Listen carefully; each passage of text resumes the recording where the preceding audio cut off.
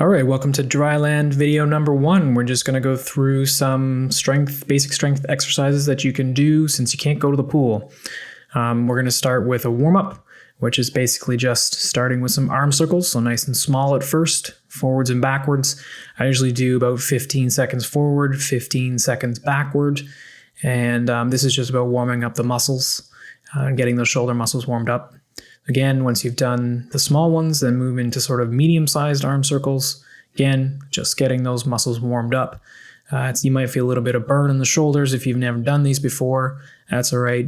It's probably a good thing. Then once you get into these big arm circles, this is about really stretching out the chest and stretching out the back. So, make them nice and big, really feel that stretch, again, forwards and backwards.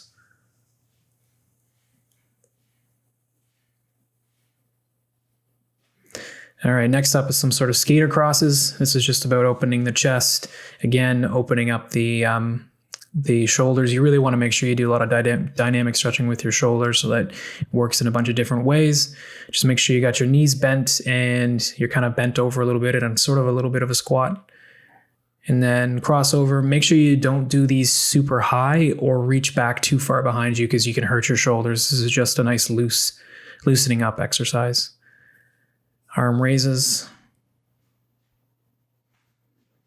Just some basic dynamic movements to get the shoulders moving in different directions so that all of the tendons are well worked. And then next up is a band stretch. So start with the band nice and wide.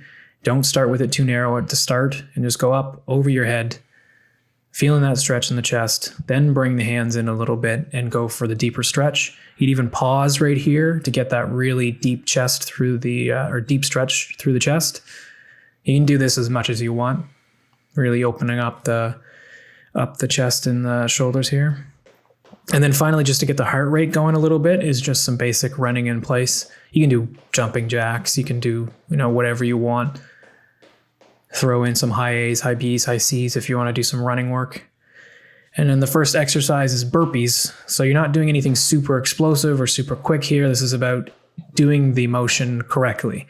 So into the plank and then up, jump, back down. Just make sure that when you're jumping that you're taking off from that midfoot. So here's a pretty good example of it. Not too fast, not too explosive.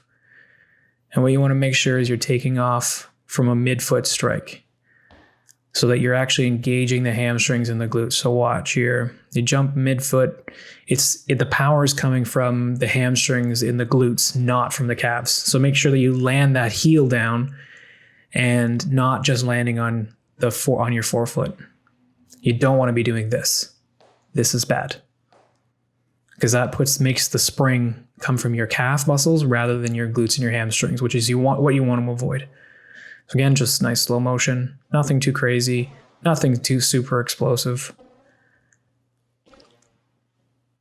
I can't put my hands above my head because I don't have enough space, but exercise 2 is just jump lunges. Again, this is just nice and controlled. You don't have to do these super quickly. It's about control and about doing it right.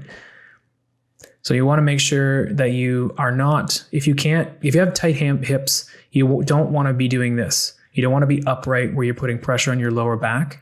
So just lean forward a little if you have tight hips so that you can get a good alignment out of your lower back and then do the jump.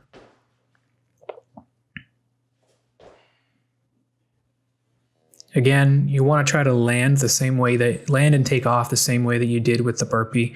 So you're not landing and controlling the jump with your forefoot or your calf. The power comes out of your glute mostly for this. You're really going to feel this one in the lower core because that's what's going to stabilize you in this position when you land. Nice and smooth. Make sure you keep that heel down when you land. You shouldn't be landing on the heels, but the heels should come down and tap the ground.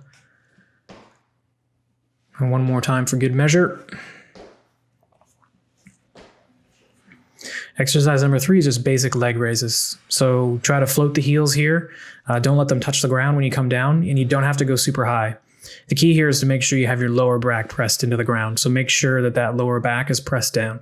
If you can't do 10, if your lower back starts to raise and you start to roll your hips, just stop there. and then work on getting up to 10, keeping that lower back pressed against the ground. Finally, exercise number 4 is called plank taps. So you're just going to be in a high plank position, and you're just going to go through a tap sequence. So basically, you're just going to go tap the wrists with each hand, tap the elbows with each hand, tap the shoulders with each hand, tap the hips, and then tap the feet with each hand, and that counts as 1.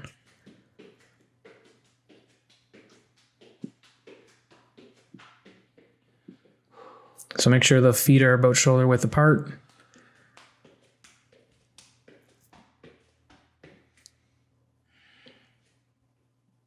That counts as 1.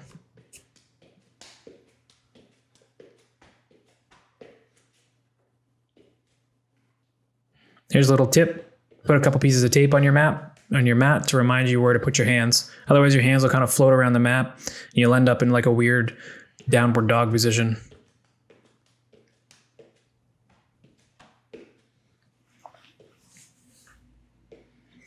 And that's it for the workout. And then you go into cool down, which is just a plank. And I call this a swimmer's plank. So just make sure your feet are tied together. You have a good straight aligned body. And all you're doing is trying to pull the tailbone back towards your feet and roll your hips forward, engaging the core. So you're kind of pressing your lower back up. You're pulling your tailbone to your feet and you're pulling your hips towards your head. And then you go into side plank with rotation. Nice straight body. You're a broken T. And you're just going to roll. And make sure that when you roll, that head rolls with the shoulder, just like when you're breathing and you're swimming. So everything moves together. You even roll the hips a little bit. And then do 10 on each side. And that's basically the whole workout. So, good luck.